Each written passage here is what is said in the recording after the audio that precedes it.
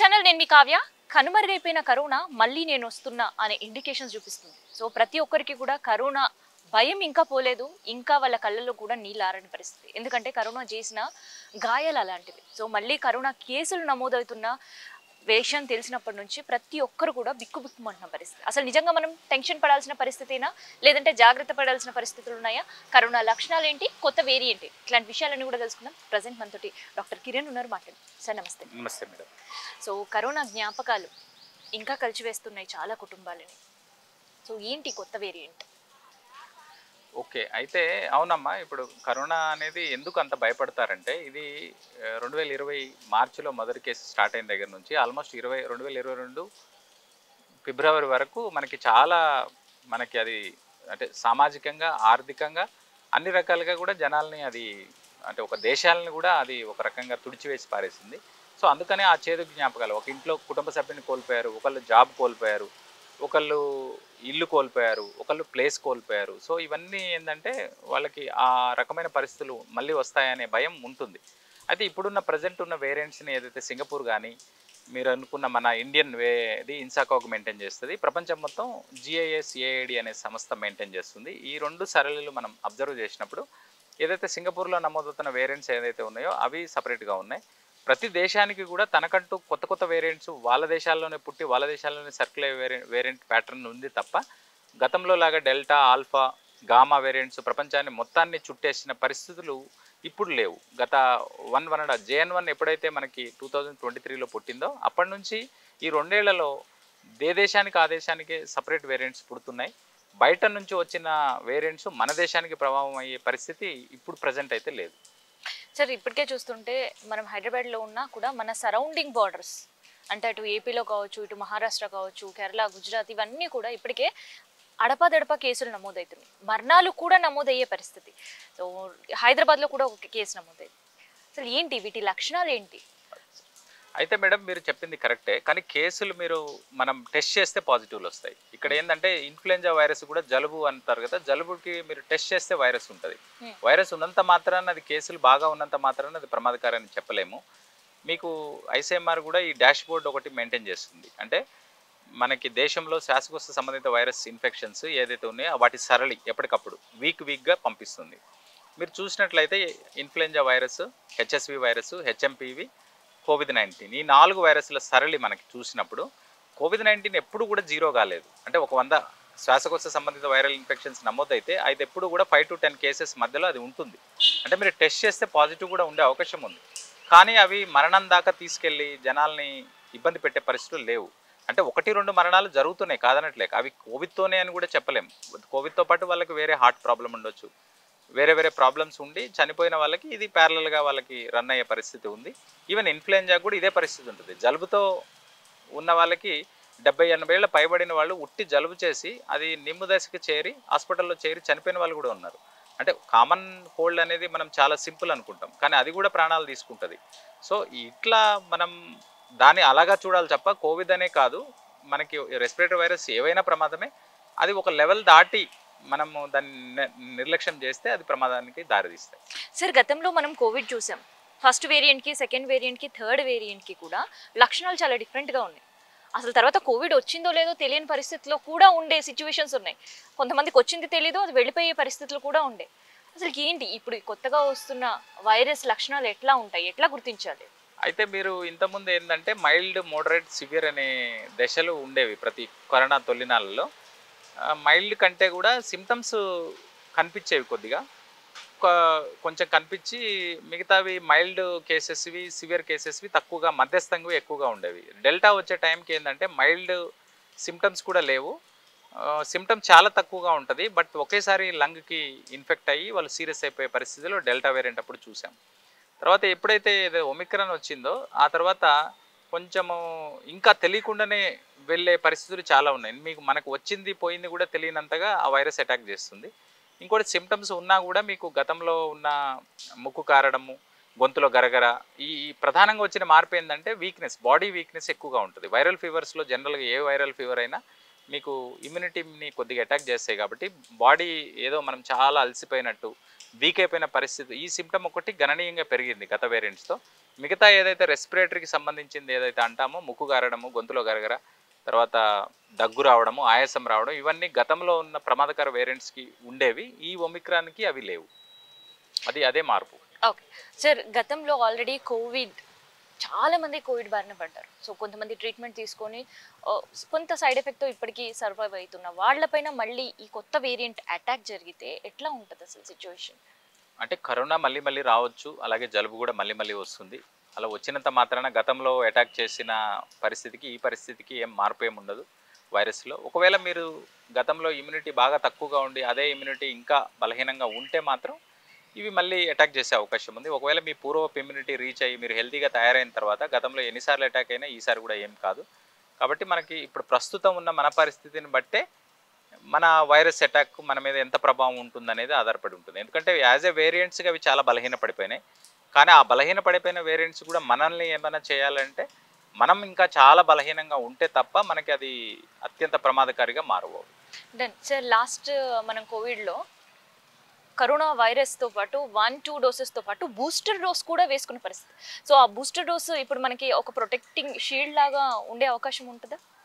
అవును, ఇండియాలో కూడా నిజంగా మనకున్న దేశీయంగా కంపెనీలు ఉండడం వల్ల భారత ప్రభుత్వం ఆ రోజు తీసుకున్న చర్యల వల్ల ఆన్లైన్లో వ్యాక్సిన్ వేసే ఫెసిలిటీ వల్ల ఆల్మోస్ట్ మన దేశంలో చాలామందికి 90% పీపుల్కి బూస్టర్ కూడా వేయగలిగాం. అసలు కొన్ని దేశాలు 1-2 డోసులు చేయని క్రమంలో కూడా మనం వేసాం. ఆ వ్యాక్సిన్ వేసాక కూడా మనకి ఒమిక్రాన్ వేవ్ వచ్చింది, మనకి ఒక హైబ్రిడ్ ఇమ్యూనిటీ కూడా డెవలప్ అయింది. సో అందుకనే మన దగ్గర ఉన్న వేరియంట్స్ వేరేగా ఉన్నాయి. అందుకనే ఈ దేశానికి ఎందుకు మార్పు ఉందంటే అక్కడున్న సంస్థాగత ఇమ్యూనిటీ కానీ అక్కడ తీసుకున్న చర్యల వల్ల అలాగా మారిపోయింది. అయితే వ్యాక్సిన్ గురించే మనం మాట్లాడుకున్నప్పుడు గతంలో ఏదైతే ప్రపంచ ఆరోగ్య సంస్థ కొత్తగా ఒక డాక్యుమెంట్ రిలీజ్ చేసింది మార్చ్ 2025 ఒకటి, ఓన్లీ వ్యాక్సిన్స్ మీద 2023 మేలో నవంబర్లో రిలీజ్ చేసింది. వాళ్ళు ఒమిక్రాన్ తదనంతర పరిస్థితుల్లో వ్యాక్సిన్ గైడ్లైన్స్ అంతా మార్చారు. వాళ్ళు ఏమంటారంటే హెల్తీగా ఉండి ఇమ్యూనిటీ బాగా ఉన్నోడికి అసలు వ్యాక్సిన్ అవసరమే లేదన్నారు. ఓన్లీ ఎవరికి బాగా అవసరం అని అంటే కోమార్బిడిటీస్ ఉండి కూడా సీరియస్గా ఉన్నవాళ్ళు, నార్మల్ కోమార్బిడిటీస్ ఉండి కంట్రోల్లో ఉండేవాళ్ళు కాదు, ఒబెసిటీ ఉండి వేరే సీరియస్గా ఉండేవాళ్ళు, ఇమ్యూనిటీ ఏదో రూపంలో మధ్యస్థం నుంచి గరిష్టంగా తక్కువగా ఉన్న వాళ్ళు మాత్రమే 2 డోసులు వేసుకోవాలి. బూస్టర్ కూడా అవసరమైతే 6 months to 12 months తర్వాత ఒకటి వేసుకోమని చెప్పారు. అయితే ఇప్పుడున్న పరిస్థితుల్లో వేరియంట్స్ అంత ప్రమాదకారి లేవు కాబట్టి ఇంకోటి మనకి వ్యాక్సిన్ కూడా ఆ రోజు ఉన్న వేరియంట్ ప్రకారమే వ్యాక్సిన్స్ అవైలబిలిటీ ఉంటే తీసుకోవాల్సిన అవసరం లేదు. ఇప్పుడున్న వేరియంట్స్కి అనుగుణంగా వ్యాక్సిన్ తయారైతేనే అది ఒకవేళ తీసుకుంటే మనకి ఇప్పుడున్న వేరియంట్స్కి అది అడ్డుకట్ట వేయగలదు. కాబట్టి వ్యాక్సిన్ అనేది కాన్సెప్ట్ పెద్దగా ఇప్పుడు దాని గురించి చర్చించాల్సిన అవసరం లేదు, అంత వాడుకోవాల్సినంత పరిస్థితులు కూడా ఇంకా రావట్లేదు. ఫ్యూచర్లో ఏమైనా వేరియంట్ స్పెసిఫిక్ వ్యాక్సిన్స్ వచ్చినప్పుడు మనం దానికి అనుగుణంగా మన సీరియస్ పాపులేషన్ అనేవాళ్ళు ముందే వేసుకుంటే అప్పుడు మనం దాని నుంచి రక్షణ పొందొచ్చు. ఇప్పటికైతే వ్యాక్సిన్ తీసుకునేంత పరిస్థితులు లేవు, వ్యాక్సిన్ వేరియంట్ స్పెసిఫిక్ వ్యాక్సిన్స్ అందుబాటులో కూడా ఇప్పుడు అంతగా లేవు. డన్. సో మళ్ళీ కోవిడ్ టైంలో మనం ఏదైతే ఒక డిసిప్లిన్ అనొచ్చు ఒక మాటలో చెప్పాలంటే, సో అట్లాంటి డిసిప్లిన్ డే మళ్ళీ స్టార్ట్ చేయాల్సిన అవసరం ఉందంటారా? అసలు ఇది మంచి ప్రశ్న వేశారమ్మా, ఇది చాలా ఇంపార్టెంట్. ఎందుకంటే మనకి గతంలో ఒక పాండమిక్ అనేది ఉప్పెన, పెను ఉప్పెన అంటారు, దీన్ని ఉపద్రవం అంటారు. ఇలాంటి ఉపద్రవాలు ఒక 50 ఏళ్ళకి 100 ఏళ్ళకు 20 ఏళ్ళకు 30 ఏళ్ళకు అలా వచ్చేవి. ఇప్పుడు మనకి ఫ్యూచర్లో ఎలా ఉండబోతుందంటే కరోనా అనేది దాని గురించి మీరు చాలామంది పబ్లిక్ కానీ సమాజ శాస్త్రవేత్తలు ఆలోచిస్తున్నారు. ఇంకా మనకి భయం ఏంటంటే ఫ్యూచర్లో ఇంకా కొత్త వైరస్ రూపంలో కొత్త జబ్బులు అనేవి ఇంకా తక్కువ కాలంలోనే రావచ్చు. గతంలో 100 ఏళ్ల నుంచి 50 నుంచి 20కి వచ్చింది, ఇప్పుడు 5-10 ఏళ్ళకే ఉపద్రవాలు రావచ్చు. ఎందుకంటే మనం ఏదైతే మన ఎనిమల్ వరల్డ్లోకి మనం ఎంకరేజ్ కావడము, అంటే మనుషులని మనం స్వార్థంతోనో మన బతుకు తెరువు కోసం అడవుల్ని మొత్తాన్ని జంతు ప్రపంచంలోకి వెళ్ళడం వల్ల ఆ వైరస్లు మన మీదకి వచ్చి అవి వాళ్ళకి ఏం చేయవు, మనకి ప్రమాదకారిగా మారుతాయి. కాబట్టి ఏదైనా కూడా ప్రపంచానికి సవాలు విసిరేవి ఈ శ్వాసకోశ సంబంధిత వైరస్లే. అది ఇన్ఫ్లుయెంజా, గతంలో వచ్చినటువంటి స్పానిష్ ఫ్లూ కావచ్చు, మొన్న వచ్చిన COVID-19 కావచ్చు, ఒకప్పుడు వచ్చిన స్వైన్ ఫ్లూ కావచ్చు, ఇవన్నీ శ్వాసకోశ సంబంధిత వైరస్లే. వీటన్నిటికీ పరిష్కారం ఒకటే, మాస్క్ పెట్టుకోవడం. ఎప్పుడన్నా బాగా ఇబ్బందికర పరిస్థితులు ఉండి బయటికి వెళ్ళాల్సిన పరిస్థితి ఉన్నప్పుడు మాస్క్ పెట్టుకోవడం, చేతులు శుభ్రంగా కడుక్కోవడం. ఫస్ట్ ఆఫ్ ఆల్ బయటకి ఎప్పుడన్నా మనం పోయినప్పుడు చేతులు ఎక్కడన్నా పట్టుకుంటే డైరెక్ట్గా ముక్కు మీద కాకుండా చేతులు శుభ్రంగా కడుక్కోవడం ఇంటికి వచ్చినప్పుడు. సో కొన్ని ఏదైతే జాగ్రత్తలు అనేవి మన లైఫ్లో భాగం చేసుకోవాలి. ఈరోజు కరోనా ఉండొచ్చు, రేపు ఇంకోటి కావచ్చు, ఇంకోటి రావచ్చు. వీటన్నిటికీ ఒకటే పరిష్కారం, మనం సంసిద్ధంగా ఉండడం, మనం సన్నద్ధంగా ఉండడం. కోవిడ్ మనకు చెప్పే పాఠం ఒక్కటే, మీరు ఎప్పుడు కూడా ఎలర్ట్గా ఉండండి. ఎందుకంటే ప్రపంచంలో వైరస్ సరళి అనేది ఎప్పటికప్పుడు మారుతూ ఉంది. మనం వాటి నుంచి మారాలి, మనల్ని మనం రక్షించుకోవాలంటే మనం ఎప్పుడు కూడా దేశంలో సైనికుల్లాగా ఎలర్ట్గా, బోర్డర్లో సైనికులు ఎలా అయితే ఎలర్ట్గా ఉంటారో పక్క దేశం మనకి దాడి చేస్తుందని ప్రతి పౌరుడు కూడా ఈ జాగ్రత్తల్ని అతని జీవితంలో భాగం చేసుకోవాలి. అప్పుడే మనం ఫ్యూచర్లో వచ్చే ఏ వేరియంట్నైనా ఏ వైరస్నైనా కూడా ఎదుర్కోగలం. సార్, ఏ వైరస్ వచ్చినా కూడా ఎండ్ ఆఫ్ ద డే ఒకటే క్వశ్చన్ ఉంటుంది. So more over old age and ఇక్కడికి వచ్చేసరికి కిడ్స్, మాస్టర్స్, సో వీళ్ళ పేరెంట్స్ కావచ్చు, లేదంటే ఓల్డ్ ఏజ్ ఎల్డర్స్ కావచ్చు, ఎట్లాంటి జాగ్రత్తలు పాటించాలి? యాక్చువల్గా కోవిడ్-19కి వచ్చినప్పుడు ఇన్ఫ్లుయెంజాకి కొద్దిగా చిన్నపిల్లల ప్రభావం ఉంటుంది, కానీ జనరల్గా 2 ఏళ్ల పైబడిన వాళ్ళ నుంచి 2 నుంచి 60 ఏళ్ల లోపు వాళ్ళు ఒకవేళ హెల్దీగా ఉంటే వాళ్ళకి అసలు ఈ శ్వాసకోశ సంబంధిత వైరస్లు ఎఫెక్ట్ కావు. 2 నుంచి 60 ఏళ్ల మధ్య. 2 కంటే తక్కువగా ఉండి మరి 60 ఏళ్ల పైబడి ఉండి 60 నుంచి 70 ఏళ్ల పైబడి వేరే కోమార్బిడిటీస్ అంటే ఆల్రెడీ షుగరు, బీపీ, వేరే రకంగా ఇమ్యూనిటీ బాగా తగ్గిన వాళ్ళు మాత్రమే ఈ రిస్క్కు లోన్ అవుతారు. సో వాళ్ళు మేము చెప్పే జాగ్రత్తలు ఇంకెక్కువగా పాటించాలి. సామాన్య పౌరులు కొంచెం నిర్లక్ష్యంగా ఉండొద్దు. వాళ్ళు కొంచెం ఉన్నా కూడా వాళ్ళు తట్టుకోగలరు. కానీ వీళ్ళు ఏమాత్రం ఎంటర్ అయినా కూడా వీళ్ళు త్వరగా సిక్ అయ్యే అవకాశం ఉంది. కాబట్టి ఈ పర్టికులర్ చిన్నపిల్లలనేమో మదర్స్ కేర్ఫుల్గా ఉంచుకోవాలి. తర్వాత ఎవరైతే 70 ఇయర్స్ వాళ్ళు తరచూ బయటికి వెళ్ళడము, ఎప్పుడైతే ఈ ఉత్సవాలు కానీ పండగలు కానీ ఎక్కడ జనసమూహం బాగా ఉంటుందో గ్యాదరింగ్స్కి వాళ్ళు అవాయిడ్ చేసుకోవడం మంచిది. వాళ్ళ జీవితంలోనే భాగస్వామ్యం చేసుకోవాలి. గ్యాదరింగ్స్కి వీలైనంతగా అవాయిడ్ చేయాలి. 70-80 ఇయర్స్ అబోవ్ వాళ్ళని కూడా మనం ఇబ్బంది పెట్టద్దు, వాళ్ళు ఇబ్బంది పడద్దు. వాళ్ళని తరచూ ఇక్కడికి రమ్మని అక్కడికి రమ్మని మనం పిలవద్దు. సో అది ఒకటి మార్పు పెద్దవాళ్ళు చేసుకోవాలి. మిగతా వాళ్ళు కూడా కనీస జాగ్రత్తలు వాళ్ళ మైండ్లో పెట్టుకోవాలి. ఎప్పుడైనా ఫ్యూచర్లో రావచ్చు అనేది మనం ముందే అందరూ రెడీగా ఉండాలి. చిన్నపిల్లలకైతే మదర్స్, కొంత ప్రెగ్నెంట్ ఉమెన్కి కూడా కొంత రిస్క్ ఉండే అవకాశం ఉంది. కాబట్టి ప్రెగ్నెంట్ ఉమెన్ కూడా సమూహాల్లోకి వెళ్ళొద్దు. వాళ్ళు ఇంటికే పరిమితం కావాలి. వర్క్ చేసుకుంటే వర్క్ చేసుకోవాలి, మాస్క్ పెట్టుకోవాలి ఇలాంటి వైరస్లు వచ్చినప్పుడు. లేదంటే జాగ్రత్తగా ఉంటాయి sir. So end of the day deals with immunity. So immunity power కోసం అట్లీస్ట్ ఈ డే నుంచి అయినా స్టార్ట్ చేయాల్సిన అవసరం ఉందా? 100% అమ్మ. మీరు చెప్పిన 2 పాయింట్స్ నేను ఇక్కడ చెప్పేది ఏంటంటే ఈ కనీస జాగ్రత్తలు అనేవి మనలో భాగం చేసుకోవాలి. నెంబర్ 1. 2, మన ఇమ్యూనిటీ అనేది స్ట్రాంగ్ చేసుకోవాలి. ఫైనల్గా ఏ వైరస్ వచ్చినా ఇప్పుడు ఫర్ ఎగ్జాంపుల్ ఈ వెపనరీకి నేషనల్ మిసైల్ డిఫెన్స్ లాగా మన క్షిపణుల్ని మనం కాపాడుకోవడానికి ప్రతి దేశము NMDని మిసైల్ డిఫెన్స్ని ఎట్లా పెట్టుకుంటుందో మనం కూడా మన రక్షణ చత్రం ఏదంటే ఇమ్యూనిటీయే. దాన్ని బలంగా చేసుకుంటే బయట నుంచి ఎన్ని మిసైల్స్ వచ్చినా ఏ వైరస్ వచ్చినా ఈ ఇమ్యూనిటీ చత్రం అనేది కాపాడుతుంది. అది ఆ ఇమ్యూనిటీ బలంగా ఉండడానికి ఏం లేదు, సింపుల్ సూత్ర. ఒకటి, తగినంత నిద్రపోవాలా. 6 to 8 అవర్స్ బాడీలో నిద్ర కంపల్సరీ ఉండాలా. 2, మానసిక ఒత్తిళ్ళు ఈ రోజుల్లో అందరికీ ఉన్నాయి, కానీ దాన్ని అదుపులో ఉంచుకోవాలి. తీవ్రంగా ఆలోచించడము, ఈ వదంతులు నమ్మడము ఇవి తగ్గించుకోవాలి. కంపారిజన్ చేసుకోవడము, ఎక్కువగా ప్రాణాయామ కానీ యోగా ఇలాంటివి భాగం చేసుకుంటే కూడా ఈ మన ఆలోచనలు రెగ్యులేట్ చేసుకోవచ్చు. 3వది, కనీస వ్యాయామం. మీరు ప్రపంచ ఆరోగ్య సంస్థ ప్రకారం 80% చిన్నారులు కానీ 80% అడాలసెంట్స్ అసలు కనీస ఎక్సర్సైజ్ చేయాలి నిబంధనలకి అనుగుణంగా 80% మంది పిల్లలు చేసుకోవట్లేదంట. అందరూ ఈ చదువుల ర్యాట్ రేస్లో పడి ఈ యొక్క ఆరోగ్యాన్ని నిర్లక్ష్యం చేస్తున్నారు. సో ఈ మెయిన్ కనీసం రోజుకి ½ అన్ అవర్ కానీ కనీసం వాకింగ్ కానీ లేదా అట్లీస్ట్ ఫిజికల్ ఎక్సర్సైజెస్ ఏదో రూపంలో చేయగలిగితే మనకి ఎక్సర్సైజెస్తో స్లీప్తో మన ఆలోచనని మార్చుకోవడంలో. ఇంకోటి డైట్ గురించి చాలా ఇంపార్టెంట్. మనం ఏది తీసుకుంటున్నామో అది మన ఇమ్యూనిటీని కూడా ఎఫెక్ట్ చేస్తుంది. ఎక్కువ తింటే కూడా ఎక్కువ ఇన్ఫ్లమేషన్ కూడా వస్తుంది. సో పరిమితంగా తినడం, ఆ తినే దాంట్లో కూడా తాజా కూరగాయలు, ఫ్రూట్స్. ఇంకోటి రైస్, షుగర్ అనేది అవి చాలా డేంజరు. ఎంత తక్కువ తీసుకుంటే వాటిని అంత మంచిది.